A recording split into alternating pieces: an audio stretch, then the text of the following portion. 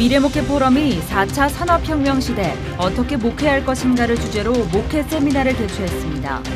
미래목회 포럼 김봉준 대표는 급변하는 산업 발전의 시대에 교회가 미리 대응하고 준비할 수 있도록 이번 세미나를 마련했다고 밝혔습니다. 라오스, 캄보디아, 베트남 등 메콩강 유역을 중심으로 선교 사역을 펼치는 맥도 지역 선교부가 한국에서 맥도 이주민 선교 세미나를 개최합니다. 세미나를 통해 현지 교회와 한국 거주 맥도 이주민들과의 네트워크는 물론 향후 선교 전략을 마련할 예정입니다.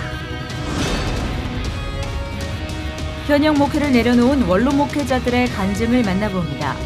말씀으로 보여주신 사랑 때문에 목회자의 길을 걷게 된 할렐루야 교회 김상복 원로 목사, 그 믿음의 고백을 들어봅니다.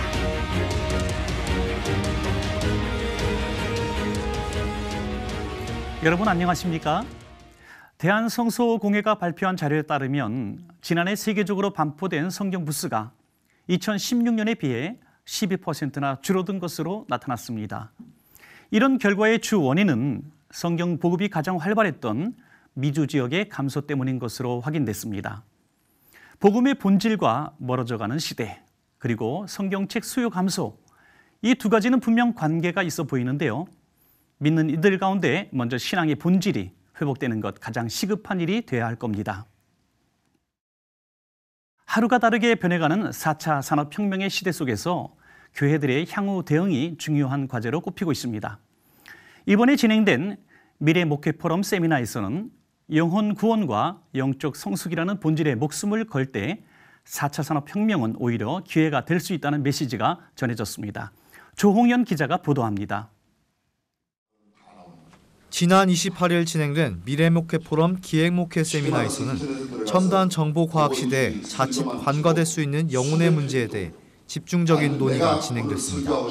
수원중앙침례교회 고명진 목사는 최첨단 장비와 기술이 아무리 발달해도 그것이 기도와 설교를 대신해 영혼을 만져줄 수 없다며 하이테크를 복음 전파의 수단으로 활용하되 영혼 구원과 영적 성숙이라는 본질을 붙들고 씨름해야 한다고 전했습니다.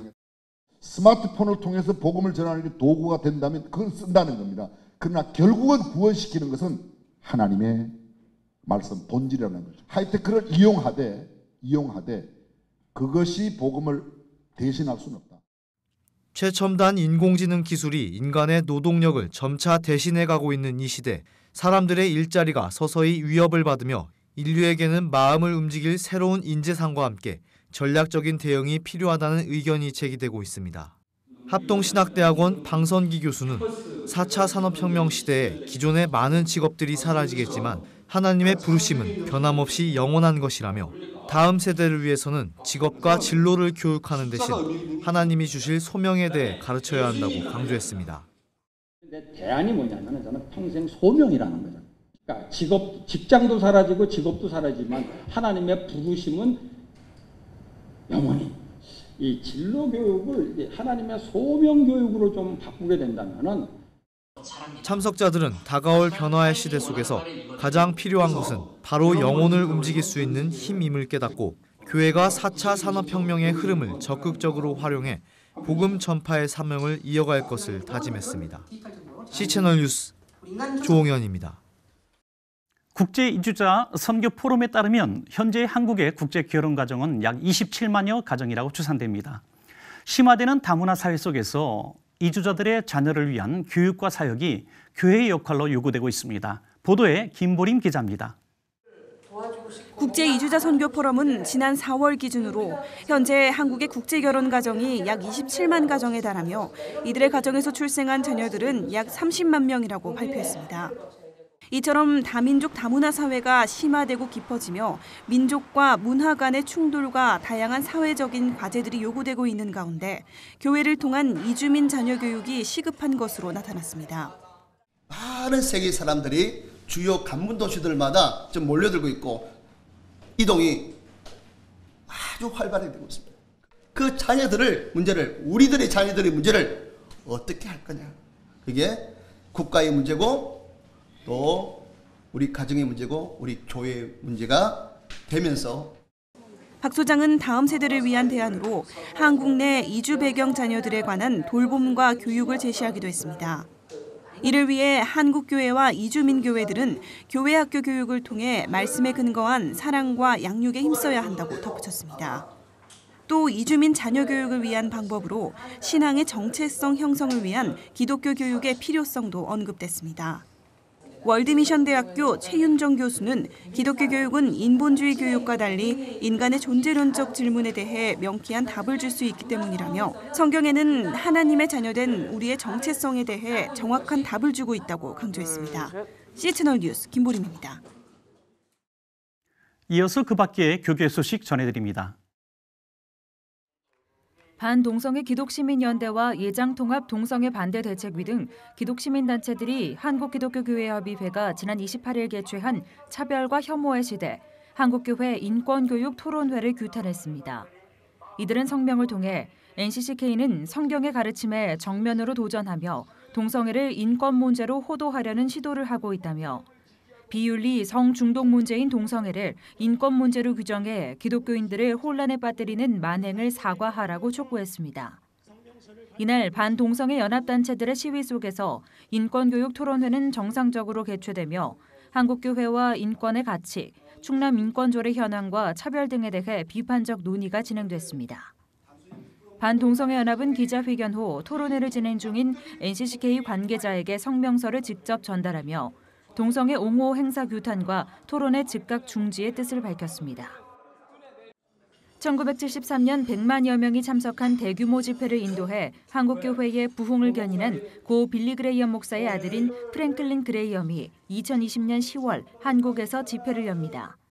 2020 프랭클린 그레이엄 페스티벌 준비위원회는 지난 28일 여의도 CCMM 빌딩에서 모임을 갖고 여의도 순복음교회 이영훈 담임 목사를 대회장으로 선임했습니다. 이영훈 목사는 1973년 빌리 그레이엄 목사의 전도 집회는 한국교회가 하나가 돼 치렀다며 2020 집회도 한국교회가 하나가 돼 잘 치르고 이를 계기로 복음 통일로 나아갈 수 있도록 잘 섬길 것이라고 밝혔습니다. 이날 모임에는 극동방송 김장환 이사장, 여의도 순복음교회 조용기 원로 목사 등 200여 명이 참석했으며 준비위는 교단장 협의회를 통해 범교단적 참여를 요청하는 동시에 각 지역별 위원회를 설립할 예정이라고 덧붙였습니다. 한국교회 총연합과 세계성시화운동본부 기독교 공공정책협의회가 지난 28일 한교총 회의실에서 업무 협약식을 진행하고 한국교회를 위한 사역에 상호 협력하기로 했습니다. 이번 협약식은 한교총의 사역 원칙인 전문사역단체와의 협약을 통해 사역한다는 원칙에 따라 1972년 김준곤 목사에 의해 설립된 성시화운동본부와는 민족복음화의 사역을 지원하고 2012년 설립된 기독교 공공단체 협의회와는 국가 및 사회정책에 대한 기독교적 대안 제시 업무를 지원하게 됩니다. 한교총은 이번 협약으로 복음전도 사역과 현실적 정책 대안을 통해 대정부 및 대사회 업무를 함께 추진해감으로써 한국교회의 공적 책임을 제고할 수 있는 길을 마련했습니다.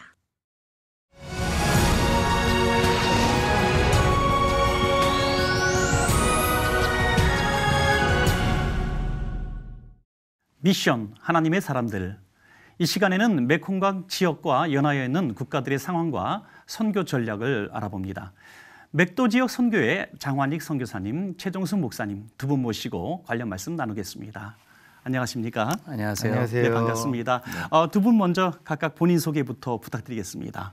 네, 저는 지금 캄보디아 푸놈펜에서 12년째 사역하고 있는 장환익 선교사입니다. 네, 저는 서울 성광교회 담임하고 있고요. GMS 세계선교회의 메콩개발지역위원회 위원장을 담당하고 있습니다. 네, 아유, 두 분 이렇게 만나 뵙게 돼서 아주 반갑습니다. 네. 선교사님 지난주에 입국하셨는데 이번에 아주 특별한 일정이 있으시다고 들었습니다. 네, 그 네. 일정에 대해서 말씀해 주시죠. 예, 다음 달 즉 6월 14일과 18일 그리고 20일 세 번에 걸쳐서 이제 서울 경기 지역 또 부산 경남 지역 또 대구 경북 지역을 중심으로 제가 선교 이주민 세미나를 하고 있습니다. 그 일을 위해서 지난주에 입국했습니다. 네, 이주민 세미나 말씀만 들어도 선교적 환경이 정말 많이 변화되었다 이렇게 생각이 드는데요. 그만큼 한국에 이주민들이 많이 있다는 얘기인가요? 네, 그렇습니다. 그럼 주로 이 한국에 거주하는 그 지역 분들을 이렇게 만나시고 또 그분들을 이렇게 또 위해서 무슨 일을 하실 텐데요. 거기에 대해서 말씀 좀 부탁드리겠습니다. 네, 캄보디아나 베트남 그리고 라오스의 이주민들이 20년 전부터 한국에 들어와서 이제 산업 근로자 또는 유학생 또는 최근에는 이제 국제 결혼을 많이 하고 있습니다. 이분들을 대상으로 사역하고 있는 단체들이 있고 이제 그 단체와 그 이주민들과 또 현장에 사역하는 선교사들과 또 이렇게 한국에서 저희를 파송하던 교회들이 한꺼번에 만날 수 있는 좋은 계기가 된 것입니다. 네네. 그 국가들의 선교적 상황은 어떤지도 궁금합니다. 좀 말씀해 주시죠. 네, 베트남과 라오스는 완전히 자유롭지는 않고요. 또 최근에 많이 열렸지만 캄보디아는 여러 면에서 자유로워서 각종 사역들을 현재 활발하게 펼치고 있는 상황입니다. 네. 그러면 그 선교사님들 간에 어떤 지역 모임도 있으신가요? 예, 저희가 1년에 한 번씩 매해 짝수회에는 가족 수련회와 총회로 모이고 또 홀수회에는 7년 이상 된 시니어 선교사들이 모여서 또 각 나라의 상황을 연구하고 또 전략을 모으는 그런 모임을 계속 갖고 있습니다. 네, 그렇다면 현지에서도 세미나를 하시고 또 이렇게 또 한국에 들어오셔서도 세미나를 지금 하시는 것 같은데요. 그렇다면 좀 다른 점도 있을 것 같기도 하고 또 비슷한 점도 있을 것 같은데 그 점에 대해서 좀 말씀 부탁드리겠습니다. 현지에서는 이 부분들에 대해서 세미나를 가진 것은 없었고요. 네. 이제 이 일을 위해서 준비하는 일들이 계속 있었어요. 작년 2017년 1월 달에 그 캄보디아 포놈펜에서 그 맥도 지역을 담당하고 있는 선교사님들이 연석 회의가 있어서 이때에 이제 이 이주민 그 선교에 대한 발의가 되어졌죠. 이 부분이 중요하다라고 하는 것을 인식을 하게 되어지면서 그리고 6월 19일부터 21일까지 라오스의 루앙프라방에서 다시 이 부분 때문에 모임을 갖게 되어졌어요. 그래서 거기에서 한국의 이주민 선교를 하고 있는 단체장들이 오셔서 같이 그 사례도 발표를 하고 또 이 부분들을 앞으로 어떻게 해나갈 수 있겠는가 이런 부분들에 대해서 같이 이제 논의를 하게 되어졌죠. 그래서 그때 이제 완전히 결정을 하게 되어지고 작년도 10월 달 12일부터 해서 베트남 호치민에서 또 관계자들과 함께 모임을 갖게 되어졌어요. 그래서 그때에 이제 방안을 세미나에 대한 방안을 논의를 하게 되어졌죠. 네네. 그리고 한국 돌아와서 작년 10월 달 그리고 금년 들어와서 1월 달에 한국 내에 있는 그 이주민들을 대상으로 하고 있는 선교 단체장들과 함께 또 저희 메콩 개발 지역위원회의 임원들과 같이 모여서 어떻게 하면 이 세미나를 효과적으로 잘 만들어갈 수 있고 또 지속적으로 운영해 나갈 수 있겠는가 이런 부분들에 대한 방안을 함께 논의를 했었습니다. 네, 그렇군요. 네. 저는 이런 생각을 해봤습니다. 현지에 있는 우리 선교사님 그런 사역자들과 또 우리 위원장님 같이 한국에서 이주민들을 이렇게 섬기고 계신 분들이 잘 협력하신다면은 정말 대단한 시너지 효과가 날 것 같은데요. 여기에 대해서 두 분 말씀 부탁드리겠습니다. 네, 물론 그래요. 그 동안에 사실은 한국 내에 아까 장 선교사님 말씀하신 것처럼 그 이주민들이 많이 이제 발생이 됐어요. 2016년도 말로 해서 200만이 넘어갔답니다. 그리고 최근 5년간 매년 그 이주민들의 증가 추세가 9.26% 정도가 계속되어지는 상황이라고 해서 그 숫자는 많아졌고 이미 벌써 이제 한국도 다문화 사회가 되어졌다 이렇게 보여주고 있는 거죠. 이제 이런 가운데에 사실은 교회들마다 그 하나님께서 우리에게 지상 명령으로 주신 선교의 사역들을 감당들은 하고 있지만 한국 내로 들어와 있는 이 이주민들에 대한 선교는 사실은 좀 미미했고요. 네. 있어도 각 교회별로 이루어졌었죠. 이제 그런 가운데에 이 부분에 대하여서 관심을 갖기 시작한 단체가 만들어졌고 그 단체들 나름대로 역할을 하면서 여러 가지 일들을 하시지만 사실은 그게 많이 이렇게 힘을 받지를 못했어요. 네. 그러던 가운데에 이제 우리 맥도 지역 선교부가 필드에 있는 많은 그 원주민들이 한국으로 들어오게 되어지고 그들에 대한 선교의 간절한 필요성을 느끼게 되어지다 보니까 이제 교회와 그리고 이미 벌써 사역을 감당하고 있었던 단체들과 또 필드에 있는 선교사들과 이것이 같이 연결되어져서 좋은 네트워크를 형성하게 되어지면 무엇보다도 가장 좋은 선교의 방안이 될 수 있겠다. 이런 부분들 속에서 이제 저희들이 세미나를 갖게 되어진 것이죠. 네, 말씀만 들어도 참 흥분이 되어집니다. 네. 정말 그곳에서 만날 수 있는 사람들을 또 한국에서도 만날 수 있다는 것이 그렇죠. 참 놀라운 일이고요. 그래서 두 분 이번에 같이 모이셨잖아요. 네. 그래서 많은 논의들을 하실 텐데 이번 논의들을 통해서 어떤 실천 방안들이 나올 것 같습니다. 그 실천 방안들에 대해서 말씀도 좀 해주시고요. 그다음에 우리 시청자들과 함께 기도할 내용이 있으면 그 기도 제목과 비전이 있으면 좀 같이 소개해 주시면 좋겠습니다. 네, 아까 말씀처럼 라오스나 베트남에서는 자유로운 선교 사역이 아직 어렵습니다. 네. 그런데 한국에 와 있는 그런 산업 근로자라든지 국제 결혼을 했다든지 유학생들은 마음껏 복음을 받아들일 수 있잖아요. 그런데 그들이 다시 자기들 족으로 돌아가면 어색한 거예요. 교회를 나가기가. 그래서 그 사이에 있는 간격을 메꾸고 또 서로 협력할 수 있는 그런 방안들을 모색하고 무엇보다 이번 세미나의 가장 큰 목표이자 기대는 네트워크를 구성하는 겁니다. 네네. 그래서 비록 장소는 떨어져 있어도 저희가 한 마음으로 또 한 비전으로 사역할 수 있는 그런 매뉴얼을 만들고 실행 계획을 세우고 이렇게 해서 첫 번째 세미나지만은 상당히 기대에 차 있고 또 네네. 때가 그만큼 무르익어서 더 이상 저희들이 이런 것들을 하지 않으면 오히려 정말 선교의 직무유기다 하는 위기감도 들어서 이번에 정말 심혈을 기울여서 준비하게 됐습니다. 원래 기도 제목은 한국교회 안에서도 선교라는 것이 저 멀리에서 행해지는 것이다 그런 생각이 아니고 바로 내 가정, 내 이웃 정말 그리고 우리 주변에 있는 특별히 이주민들을 향해서 선교할 수 있는 이런 일에 동참하고 또 관심을 갖고 다음 달에 있는 세미나에 참석해 주십사 또 그런 기도 부탁을 드립니다. 네네. 우리 최 목사님 이번에 많은 일을 하실 텐데요. 네네. 또 기도 제목 같이 나눠주시면 좋겠습니다. 네. 그동안에 그 단체장들과 함께 모임을 가져보니까 활동들은 많이 하셨지만 그 가운데 이제 아쉬운 점들이 많이 발생이 되어졌어요.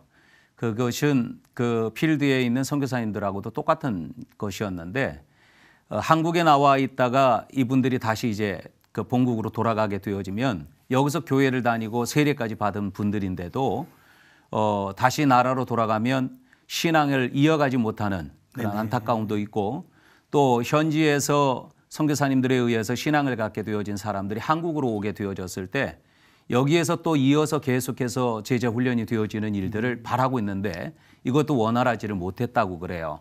또 한국 교회는 이제 주변에 그 많은 외국인들을 한국에서 살고 있는 외국인들을 만날 수 있는데 이들에 대해서 어떻게 접근하고 어떻게 이들에 위해서 사역을 할지라고 하는 부분이 많이 부족했던 거죠. 지식적인 것도 그렇고 또 그동안에 그 자료들도 없었고 그런데 이제 이런 부분들을 이번에 세미나를 통해서 네트워크가 잘 형성이 되어지면 한국의 교회와 또 선교를 담당하고 있었던 단체와 그들이 갖고 있었던 여러 경험과 지식들 그리고 필드의 선교사님들과 함께 좋은 네트워크를 이어가게 되어지면 한국에 왔던 이주민들도 본국으로 돌아가고 또 그 나라에 있는 사람들이 한국에 왔을 때도 서로 그들에 대한 정보를 주고받으면서 끊임없이 계속해서 신앙의 삶을 또 그들을 신앙적으로 지도할 수 있는 일들을 만들어갈 수 있다라고 하는 거죠.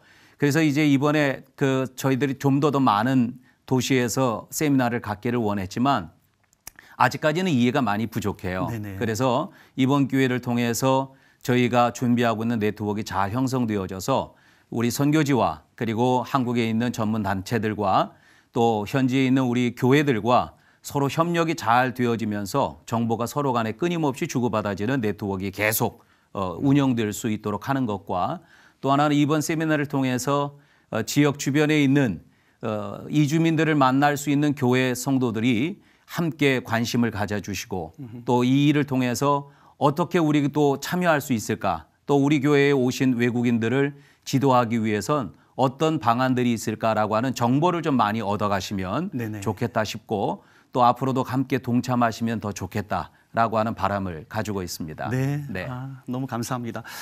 이제는 사실 우리 동남아 분들을 너무나 쉽게 우리 주변에서 볼 수 있습니다. 우리나라하고 뗄래야 뗄 수 없는 이런 관계인데요. 정말 천하보다 귀한 한 영혼 사역지에서 잘 품고 이렇게 보내주시면 또 한국에서 이렇게 또 잘 케어해 주셔서 네네. 믿음을 또 성장시켜 다시 본국으로 돌려보내는 귀한 사역. 맞습니다. 두 분이 정말 아름다운 하모니를 이뤘으면 좋겠습니다. 네네. 우리 시청자들과 함께 기도하도록 하겠습니다. 네, 대단히 감사합니다. 네, 감사합니다. 네.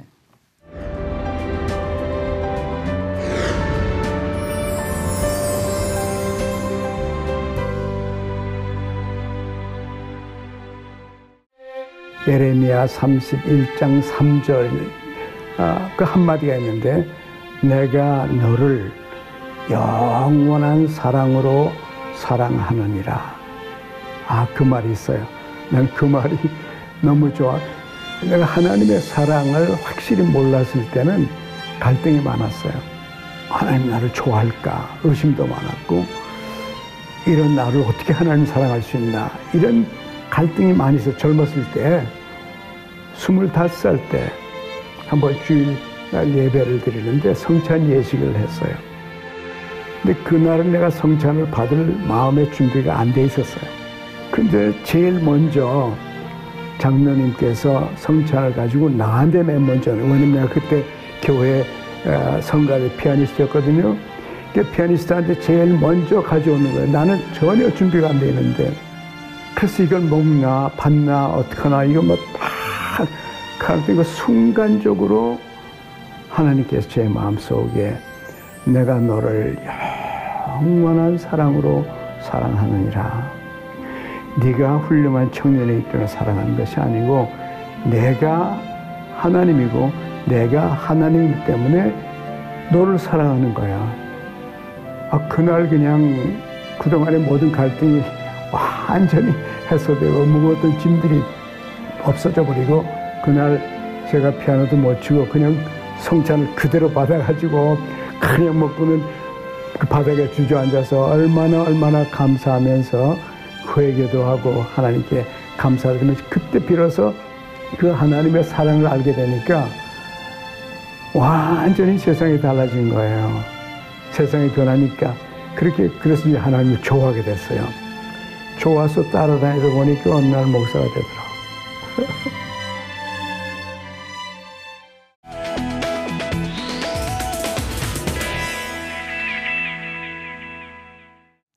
신앙의 회의와 갈등이 있을 때 그걸 해결하는 방법은 어떤 책이나 지식을 통해서가 아닌 하나님과의 만남이라는 걸 다시 한번 생각하게 됩니다.